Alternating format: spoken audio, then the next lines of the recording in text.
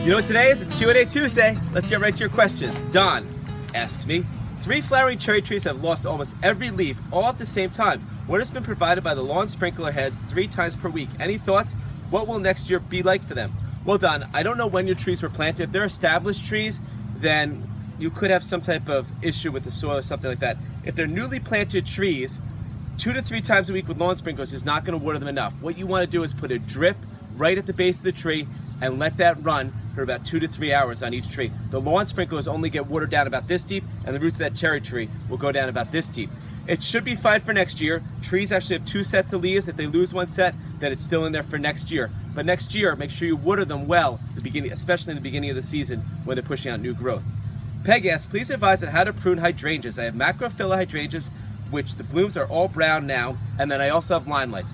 Well, Peg, on the Limelights, which are the Paniculatas, you can cut them down to the ground about 6 to 8 inches at the end of the season, which I mean like that is in November or December, and they will flower next year. They're very forgiving. On the Macrophyllas, you want to prune them late August, beginning of September when they're done flowering. So you really should do them right now. It's almost getting too late to prune them now they're into the middle to the end of September. Because what happens is they push out new growth, and that's the buds for next year. So if you prune them too late, you cut off the flower buds for next year. So the best bet, if you can't prune this year, is to wait till the end of August next year. Jody asks, I have a climbing hydrangea that has never flowered. We inherited this house, and I know for a fact that this climbing hydrangea has to be a good 25 plus years old. Is there something it needs that it's not getting? It is in full shade and is scaling a Norway spruce. A couple years ago, I read to cut it back, so I cut it halfway down but still in the flowers. Any suggestions or reasons you can provide will be appreciated.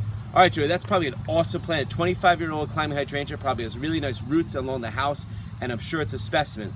A couple things I could think of why it's not flowering. One, the trees and shrubs around it have grown so much that it's shading it almost too much. Although they do like shade, it's important that they do get some sun to form some flower buds. So what I might do is I might prune the other trees around that climbing hydrangea to get that to have more light. I really think it's getting too much shade. It should flower if it's that mature of a tree. Thank you guys so much for your questions, and have a great Tuesday.